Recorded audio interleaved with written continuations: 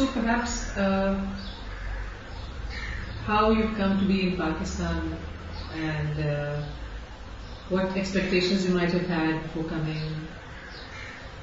We can take it one step at a time also.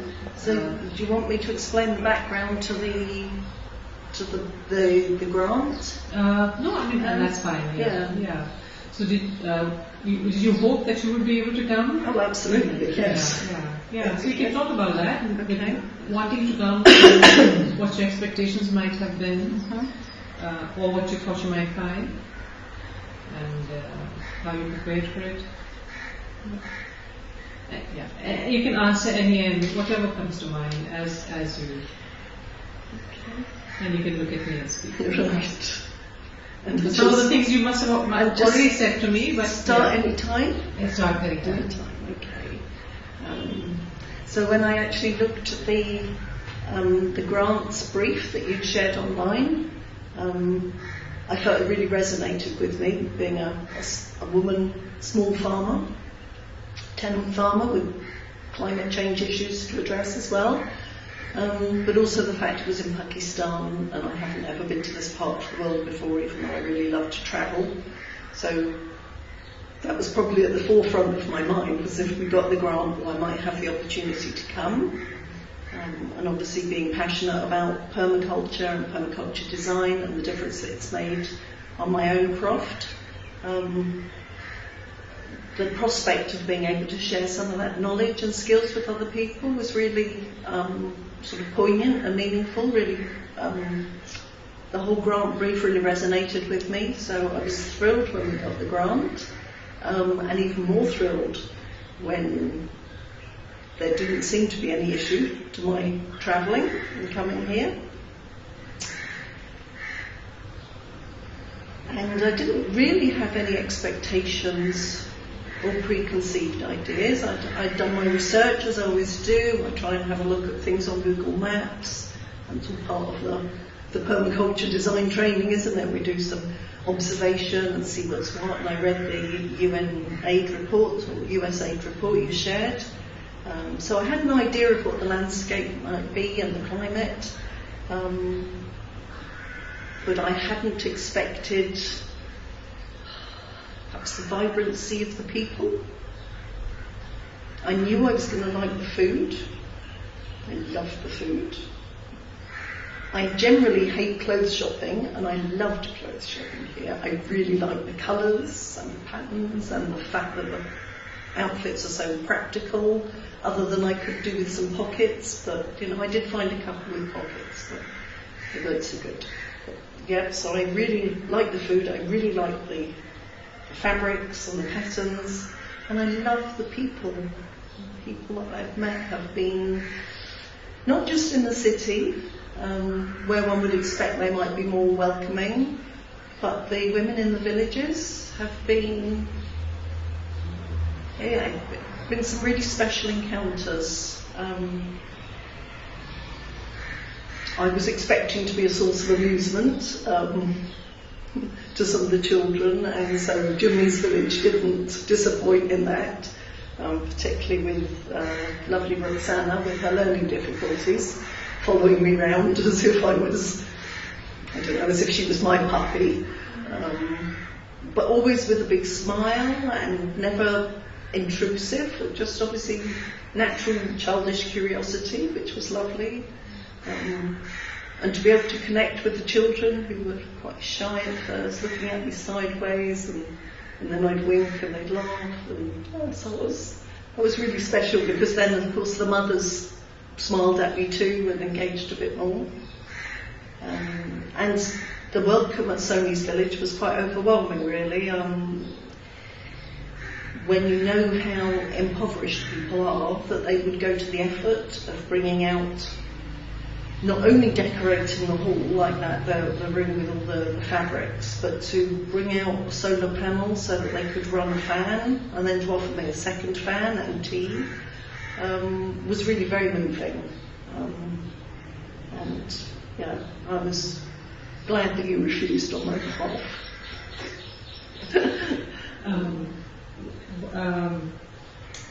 why did you think it might be a source of amusement, or why did you think that maybe they might not connect?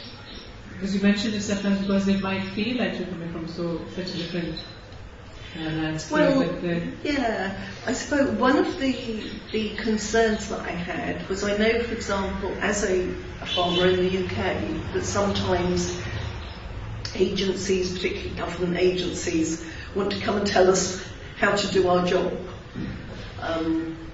which is usually not terribly well received, because they usually demonstrate that they don't know the first thing about farming. So I was concerned on that level that the women might think we were coming in, and that applies to you as well as to myself, that we were going to come in and try and tell them how to farm. And they know how to farm, they know how to do their jobs, they've been doing it.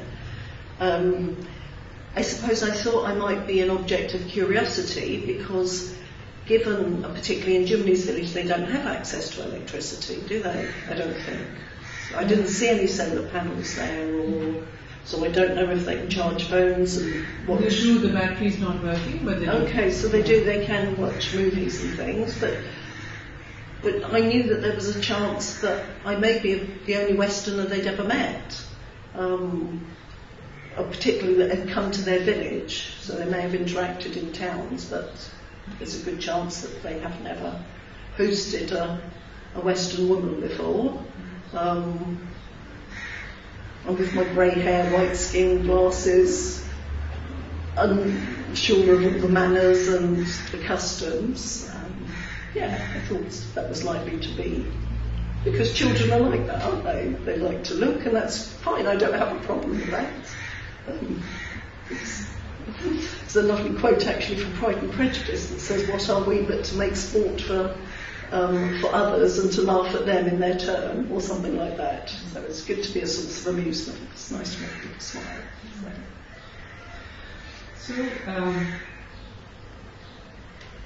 So Jimny's village you visited twice and Sony's once.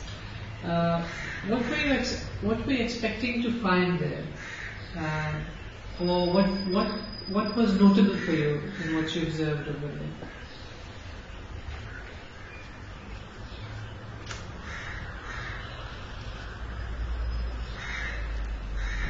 I'm not really sure. Again, what I'd expected to find, because from your descriptions, I couldn't really picture the scenario, how the houses would be. I had no idea really of what sort of structures or accommodation they lived in, so I was quite struck, quite taken by the videos you haven't seen? Okay, well, no, because they're not in English, so I started looking at some stuff, and then in fact I think Sumbul wrote the transcript for me, so I read it and didn't go back and watch the videos, which was perhaps a mistake. But I don't know. You have first-hand response. Excuse me. Yeah. Yeah. So. I was quite surprised that Jimny was living in quite such I don't know quite how to describe it, a ramshackle shack, held together with some tree trunks and branches and twigs, and that did appear to be her main accommodation. I obviously know there's advantages to living like that, because the picture of the traditional croft house that I showed you with my great aunt in it, the cattle used to live in the room next door because they take advantage of the heat and this sort of thing, and all live together under one roof. So the concept didn't shock me, but I was surprised at quite how basic that was. Which of course really then just sort of tugged the heartstrings even stronger to make sure that we really do deliver on our promises to them. So yeah, that was notable. I was also curious because Sumbul had given me the impression that village was more affluent than Sony's village, so I was then a bit concerned about what I would find at Sony's village. but my personal observations were the other way round. I would say that Sony's village was at least as affluent, and that the level of education seemed to be better, but then we didn't engage with any men in Julie's village, so that they have too given a different picture. Did you also want to mention that you felt that the animals were healthier? So that's one thing that you also looked at. Yeah, as a farmer, and particularly of livestock, I felt that the husbandry, the livestock care, was actually of a higher level in Sony's village. In Jumni's village, the animals did seem to be leaner, less well fed, I thought, but also the way they were tied.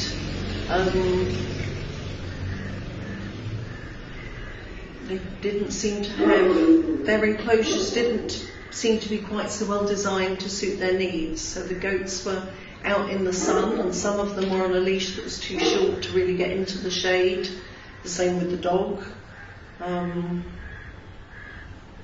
I'm not suggesting that they were mistreating the animals in any way, but I did feel that there was room for some conversations there to improve the,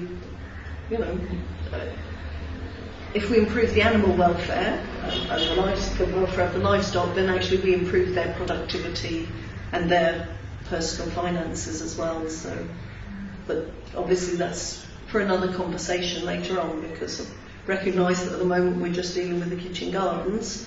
And I think we made a really good start. I was really impressed with how they were trying to jump ahead, because it's actually much easier in many ways to try and slow people down, or to let them push ahead and just tweak things as you go, than it is to try and sort of drag people along and having to give them a kick. So it was really, really encouraging to see how they reacted to yourself, and what they had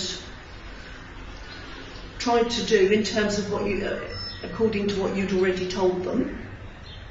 And then I was really impressed with how they sat and engaged during the presentation that I gave. There were intelligent questions. There was obviously, the grey cells were working, and for Singha to actually say at the end, to thank me and say that I'd given her ideas that they would think about and try and incorporate in their own practices made the whole trip worthwhile. If nothing more, that would have been, I'd have said, for me, the sign of a successful trip. But then to have had similar at Sony's village as well, with an even greater level of engagement, with more women, with deeper conversations, and more cooperation between themselves.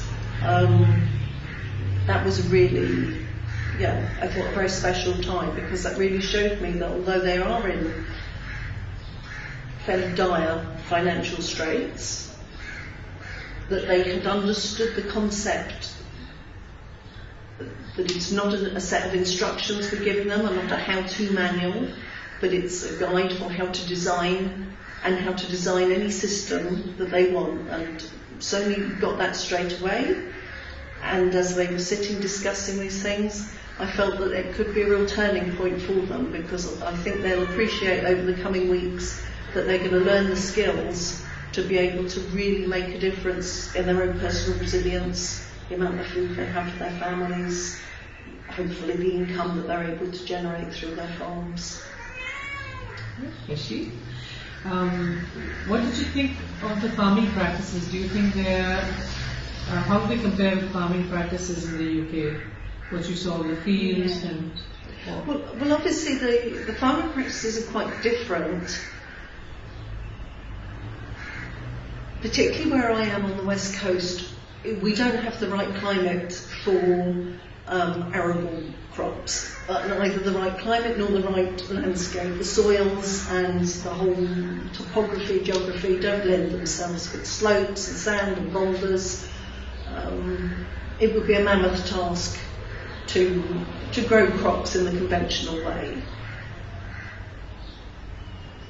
So for us it's quite natural to have the livestock out on the field, and that did strike me. That I thought when I first saw Jimney's village and the livestock near the house, I assumed that it was so that nobody came and pinched them, and that I could quite understand I tend to bring my animals in at night because I'm protecting them from aerial predators or other predators, but for them to have them enclosed during the day and to go out and cut fodder for them seemed in a way a bizarre use of their own energy, when the animals could easily, given that the goats were on leads anyway, tethered, a small boy, a 5-year-old, can walk a goat up and down the path so that it can browse for itself along the vegetation, leaving the women more energy to go and grow food for themselves. So I did find that very strange, and it was very interesting that Sony picked up on that and said yes, she'd seen that in Sri Lanka, that the livestock were out in the fields having the self-service meals, and that the kitchen gardens were closer to home. In Sony's village also, I don't know whether Jimmy's village does that, they take the goats out to forage in the evening, so they do go. But in the daytime, at that time, they were too hot. Okay. Yeah, I don't know too hot or what reason, but they do also take them out. Right. Yeah. But to lead them out, the way it's seen from your pictures, that she had seen in Sri Lanka. I think she also probably wanted to share that she has. Yes, absolutely. She knows yes, the G8 that's countries. nice. So, Yeah. But yes, so what we would do is enclose the field and have a mobile field shelter for shade or trees or different, we would design different systems. And I appreciate that they don't, or that some of them don't own their own land. But I think there's room to explore some slightly different systems with the livestock in both villages. And maybe I'm not saying my system is better, but as you know, for permaculture design, we want everything to be efficient use of energy, efficient use of resources. No point cutting something down and carrying all that way if it's easier to take the other beast to eat it from there. So I'm fairly confident that we might be able to find some sort of hybrid solutions that suit, that fit in with their other daily practice and their requirements according to the land that they've got available. So do you feel that these are communities who are, did you find that they are receptive to new ideas and they're keen to find new solutions? I would say both villages were very receptive to new ideas. I think with Jimney's village, the journey or the learning will be a slower process because they've got some very fixed ideas, but they already know what they're doing, and absolutely they've,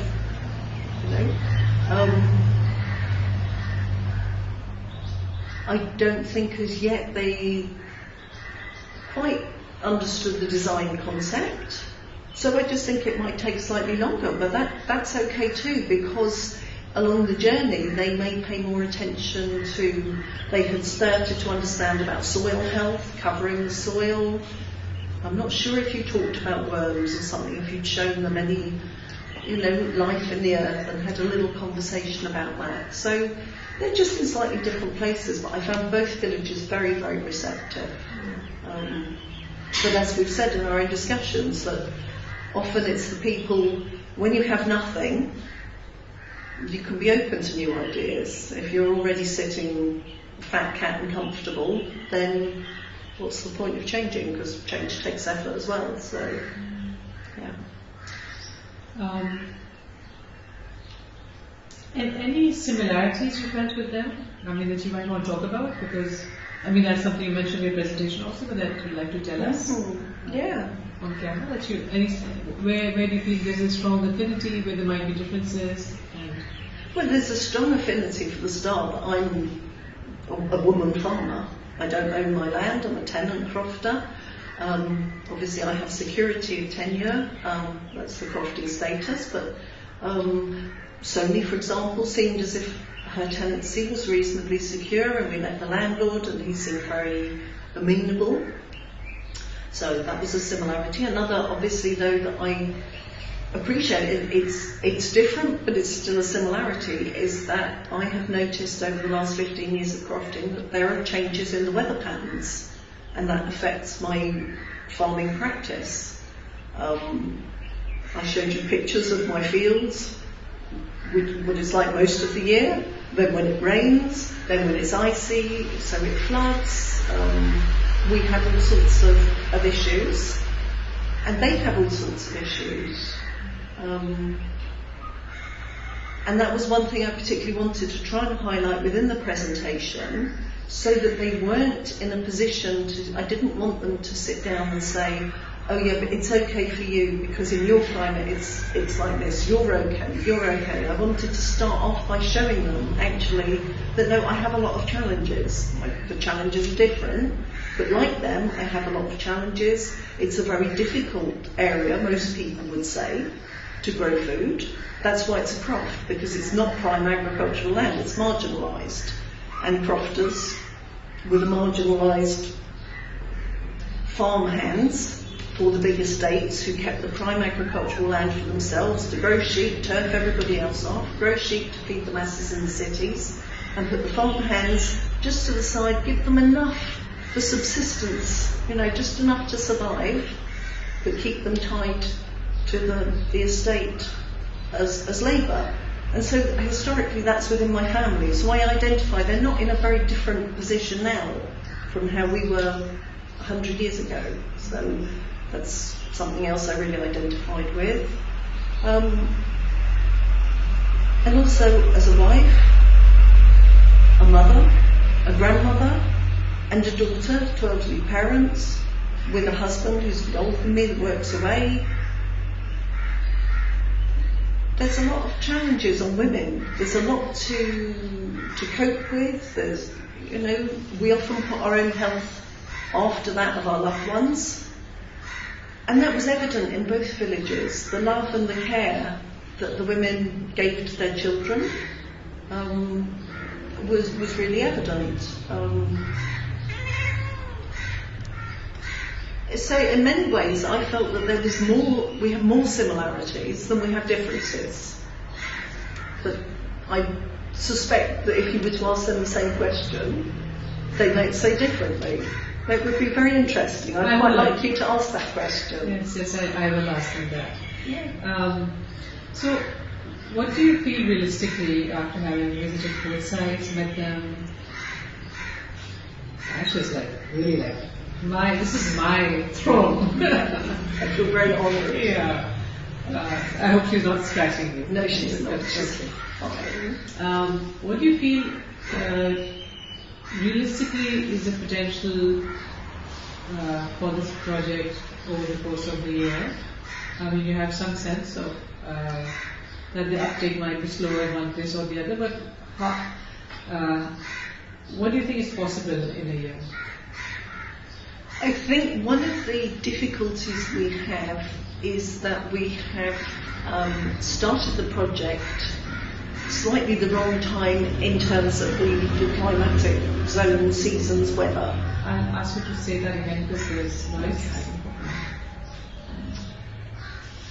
So I think in terms of our project, we've started at slightly the wrong time of year because in terms of the weather and the climate, the season we're in, so that we've got a very short window of time really to grow annual vegetables, kitchen garden style. Having said that, we have a very short window of time, therefore they're really keen. We've given them some seed, we've given them some ideas, we've given them a few tips and tricks of the trade, how to cover the soil, and so they've got the next few weeks whilst we're on a break with Ramazan to actually go and plant that seed, and hopefully by the time your next visit there'll be shoots coming through, there'll be foods that they can eat. So I find that actually, in a way, in permaculture we say the problem is the solution. Well, in some ways that is great, because the minute they find they've produced extra food, I think they're going to be really hooked. And they've seen my presentation when I said that it took about 5 years for my forest garden to really fill out and develop and be really fruitful. Nobody balked at that. I think it was sensible to say, because so that we didn't give them false expectations. And I think in the coming visits that even if the only growing that we can do is maybe in a smaller area near the houses, the teaching can be there, they'll engage with the teaching, then we can go out and help them grow some food. But I think we're actually in a slightly different place, because I assumed that we would just teach them permaculture design through building the kitchen garden. But actually, in a way, they're going to have to build their own kitchen gardens now through Ramadan. And then they can come back and learn the design techniques, the design processes. And hopefully, during those coming months, we can let them come up with their own designs. But a bit like on our course, let them learn the information, discuss it with you, maybe give their ideas, and we can just speak into those ideas and hone them, which will give them much more ownership of the whole project. Because originally I thought, well, we've done our inception phase, I'm going to look at the properties, the villages, and then we're going to decide where a garden's going to go and design it. No, and it hasn't. I thought at all. That's not what I thought. Yeah. No, Okay, but that's how it had come across to me. Yeah. I'm not saying that's what you said, but that I was... was thinking, what do we teach them? How do we teach them? I didn't approach it from a point of designing it for them at all. I thought that we were going to teach them through building a kitchen garden with them, that we would help with the design of, sort of thing. And I don't know if that's going to happen, because we didn't really look at... I know you'd identified some spots for a kitchen garden, and hopefully that will happen, but they'll have to be designing it over the hotter months, and hopefully, inshallah, implementing it ready for the winter, for the cooler months, for the real growing season, and maybe turning the beds that they're using now into more perennial systems. So that was the bit for me that I really wanted them to get to, that permaculture is permanent agriculture, permanence, to not think just in terms of annual vegetables, pull it all up, kill the ground, start again, but to look at these systems that can be much more productive with fewer inputs and much less work. And ownership really is key, because the idea is that you should be able to walk away and this continues, right? It's not a matter of providing inputs 1 year and then, like they expressed that it has happened in the past where they were given seeds and they grew stuff, but they didn't save the seed and didn't continue. Well, as Simple said, it's like that quote, give a man a fish and you feed him for a day, but teach him how to fish and he can take care of himself. And I think that's what we're doing. And I'm very grateful to Roots for identifying potential leaders in different communities. Because we could see that already, that Sony has great leadership skills and the potential to be able to nurture apprentices and bring them on. She's got that real caring heart, a servant-hearted attitude. Jimmy was obviously not that well. I don't know, not as energetic as she might have been. She often had to keep sitting down. But the young women were very engaged too. And so I think, as I said before, I think it's just maybe if we go slightly slower there to develop it. You don't know. And it's not a race. It's not. I mean, as you and I both know, I came across permaculture 27 years ago. And I can only say that in the last 5 years, my garden has really been a food forest. It's not a race. But do you feel realistically it's possible, not just possible, but it's something that we can set a target and try to achieve? They will have developed a stable enough system, their own stable enough kitchen gardens that they want to that they'll be able to see the difference. They don't have 5 years, this is the end of the first year, but they would have enough results to encourage them to continue along this path? Yeah, I would hope so.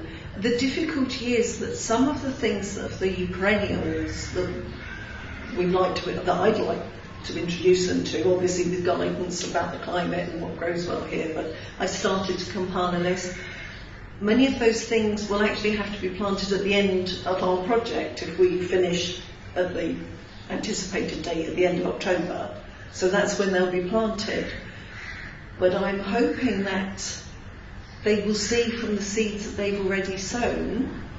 As I said to you, in this climate, I think there's a chance you might be able to get some of the vegetables to, I don't know if the Americans are very good at turning nouns into verbs, so I'm going to do that. I don't know if it's really a verb or not. Perennialise and, because I can keep tomatoes alive all year round. My mother had one fruiting in her conservatory just over Christmas. Climbing beans too. So they grow as perennials here. Usually they would be grown as annuals in the UK, but I've managed to keep them going.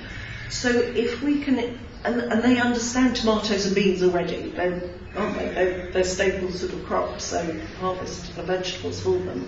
So I think if we can show them too that they've already got some stuff in the ground that they may not produce all year round, but can stay alive, and that we can sow into that. Sony understood, didn't she, about, okay, you've got a tree that can act as a trellis for extra, and there are all sorts of, sweet potato, for example, you can eat the tuber as well as the leaf. There may be vegetables like that they're not really aware of how many yields you can get from the one plant. It's fairly new on me that you could eat tomato leaves. So I'm hoping that there will be, I'm confident, quietly confident. And did you also want to talk about how, were you surprised that they already knew several of the weeds that were edible, that were consuming them, and so you think they might be willing to try new things to eat? I wasn't at all surprised that they knew about edible weeds, because to me that's indigenous knowledge. I had wanted to see evidence of that, and I'm glad that I did. It was really good. It was lovely when Jimmy said right at the beginning of my presentation that she remembered her grandparents' farming and the different methods. Was it ploughing with oxen, I think she said? And I was thinking, well, that is so good, because I'm hoping in the coming weeks of teaching that you'll be able to tease out from them a bit more. What did your forefathers do, before the pesticides, chemicals, industrial mechanisation of farming? Because some of those techniques may be new to us. I want to learn, there could be some stuff that I can implement myself. So I wasn't at all surprised that they knew about some of the weeds. I was a bit thrilled to be able to share extra usage of some of the plants, to making soap out of the grain from the goosefoots. Did you find them receptive to that? Yes, I did. And again, that showed that there's an openness. That when people are hungry, if you tell them it's edible, I think they're going to try it. They may not like it, they may not eat it again. But when they know that it could be either food for themselves or their livestock, why would you dismiss it? They obviously didn't come across as people who want to destroy the environment. No. So, yeah.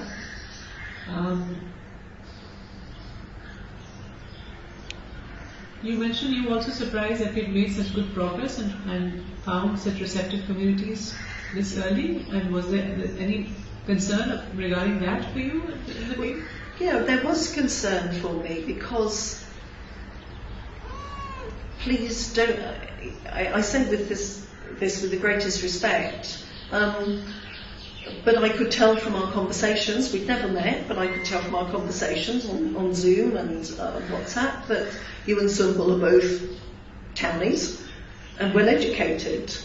And as I said, sometimes farmers can be quite closed to newcomers coming in, and especially without many similarities, with the best will in the world, I suppose Sunbal's connection with them is because they're very artistic, so there is that, and that you like plants, but your lifestyles and backgrounds are really quite different.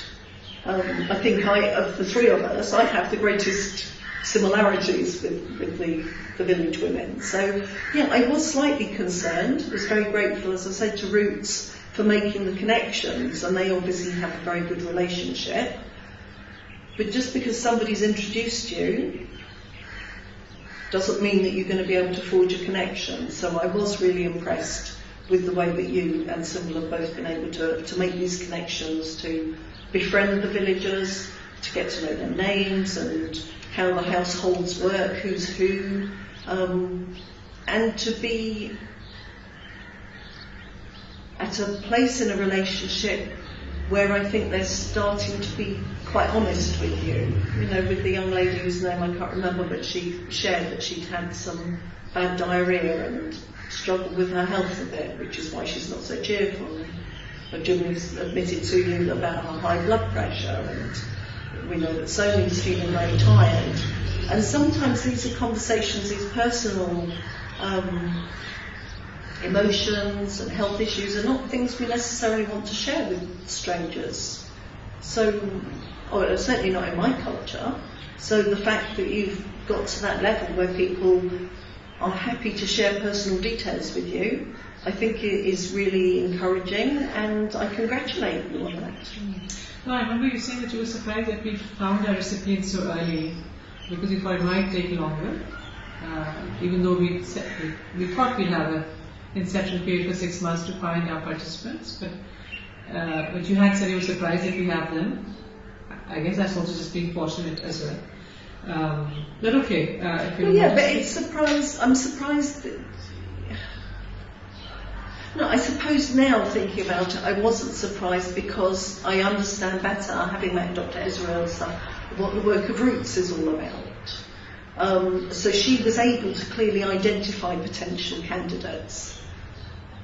But I was still, yes, I was surprised that the people were willing to work with you as townies, because I know that if some educated Edinburgh people came up to some of the crofts around me and said, hey, I'm going to show you how to do your, I'm going to show you new ways of farming, and it would be, we may not have been so welcoming and receptive. But then, as I said, maybe our need is perhaps not quite so great, so they're struggling, but not to the same level. So maybe that's what it is, or maybe it's your charm, maybe it's just, good fortune, who knows.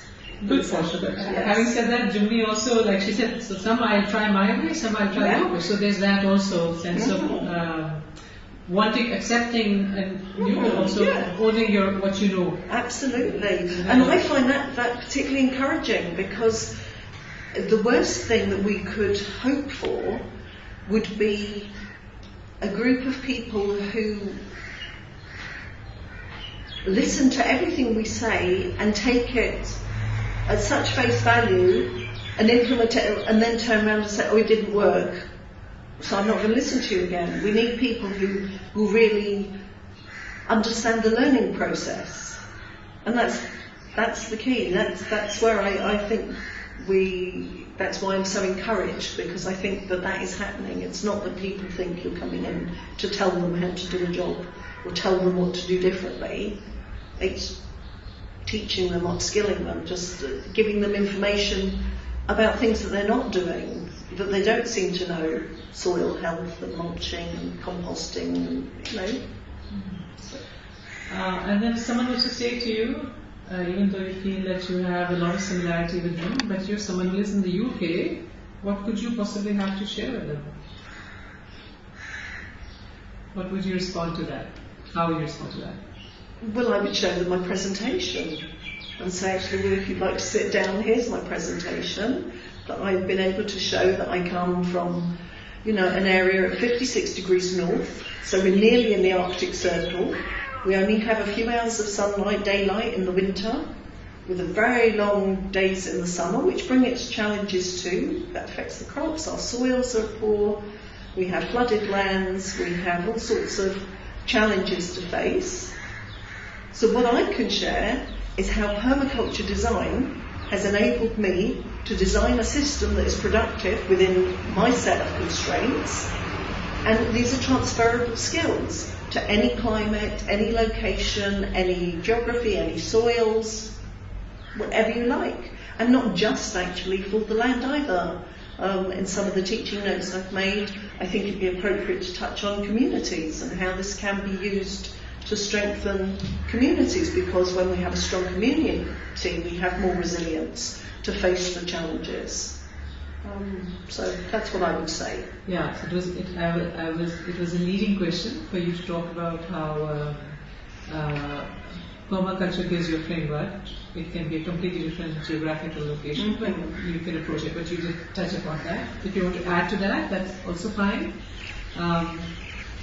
In terms of community, do you want to talk about that you found them to be strong communities? Which you mentioned that earlier also. Yeah, I found two villages quite different. Sony's village seemed to have a much more collaborative approach. Through the presentation, they were talking and discussing with each other, as well as asking questions through yourself and Tabasum. Whereas in Jumni's village, they were each listening and asking the questions directly from Tabasum. There didn't seem to be that collaborative approach. Also, in Sony's village, they'd earmarked some land and they were going to divide it equally so that each of the participants had the same amount of land, and they were going to, one person looked after the seed, which they were going to share out. Whereas in Jimny's village, no, they had, this was my land, and that was Sinkar's land, and that was Jimny 2's bit, and you take. I don't know, it just seemed, I mean, obviously at the end of the day, that is what will happen in Sony's, because everybody will then get their allotted amount of seed. But Jimny's village came across as if each one is more independent.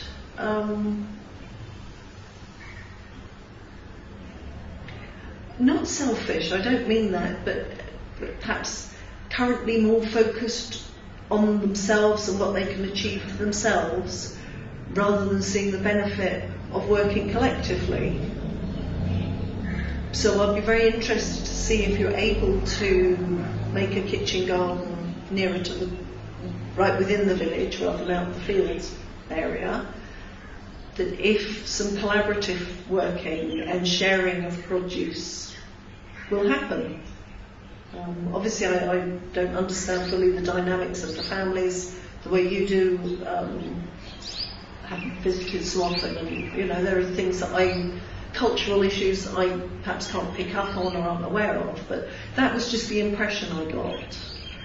Whereas that Sony's village was much more likely to, as Sony said, she'll make sure even if her own patch gets neglected that everybody else succeeds. And if she's doing that as the leader, others will follow suit, so that they're likely to help each other out. And if one person's tomatoes don't do so well as somebody else's, I suspect that there'd be sharing of produce. Yeah, I mean, that's something even for us to figure out. There are dynamics beyond what is apparent or that we might not be so sensitive to, but yes, little bit by bit over time, I think things will become clearer. Yeah. Anything else that I should ask that I haven't asked? Or something else you want to share?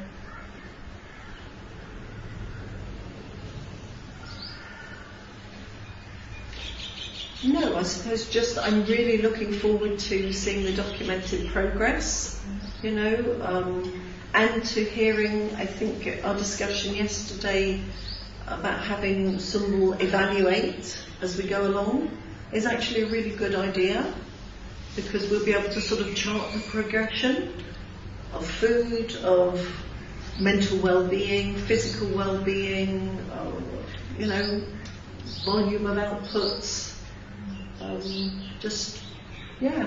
Really looking forward to it. I'm just so hoping that, come October,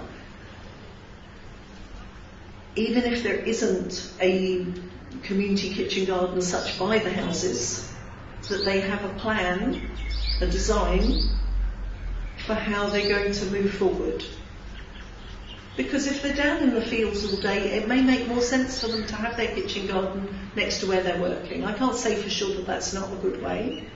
But that's what I love about permaculture. You see, we'll work with them to see what suits them best and do that. And that could be a new model.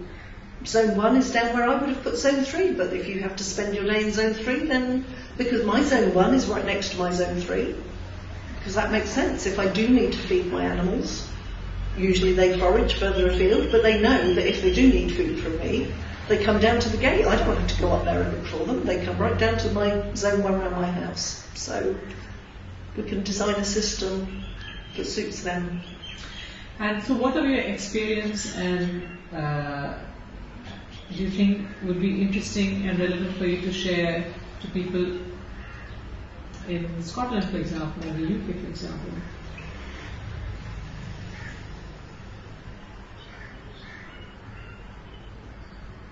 What should they know?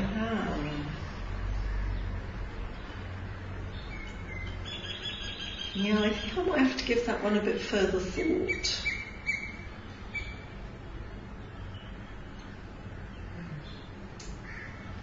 Because really what they should know is permaculture design. And when I mentioned to my friend, who's a farmer about 4 miles away from me, that I was coming over here, a grant funding to help deliver permaculture teaching to rural farmers in Sindh, Pakistan, she replied, she goes, well, that's absolutely fantastic. Wish there was a bit more funding for permaculture teaching around here. So hopefully she'll be pleased to know that I do have a training course coming up. I'm afraid it's not funded though, so they'll have to pay for it. But, that's something in my mind to see if we can develop some. I have a demonstration site which is open to the public pretty much all the time, and I don't charge people for entry, and they get a certain level of training as we go around, just because that's, like you saw with my presentation, as you're talking about the different systems, people are learning. That's something they really need to learn. And what can they learn from people here, from the communities that you met, that you feel you'd like to share when you go back? Because it's also an exchange. Yeah, absolutely. Well, that's the thing. I hadn't really given that as much thought, but just on the face of it, that the first thing I can share is that in the face of dire circumstances, the people here are hugely hospitable, hugely resilient within themselves, their own character, personalities. And I think they must put on a very brave face, because I think their lives must be much harder than ours back in Scotland. And the fact that they were open to new ideas. I think there's lots of things really, but I feel it probably take me a while to process before I have. Before that aha moment comes of a way of being able to share it. Because sometimes taking information back to areas that are more educated, better educated, more affluent, as I say, if the need isn't there to the need isn't as obvious or apparent, then often the reception isn't as, the uptake's not so good. So. But I'm very sure there will be all sorts of things. And I mean, just on a personal note, we need to cook with more spices. Yes. And we need to wear brighter clothes that are more practical for the occasion. Yeah. So I mean, how can you not be cheerful when you're surrounded by those beautiful wall hangings that they put up at Sony's Village, and when you're wearing patterns and bright colours, and you know, the UK is all black and navy blue, or maybe some grey or some dark brown, or if you're really out there, maybe some dark green. You know, but you wouldn't wear two different patterns altogether. You know, it's wonderful. Okay. You can add to that if you have more Yes. thoughts about it later. I think that's good. It's almost an hour. But Oh, wow. if there's something else that you wish, that you think you might want to add.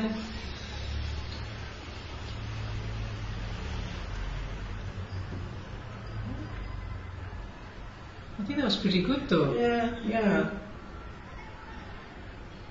Okay. And that's a wrap.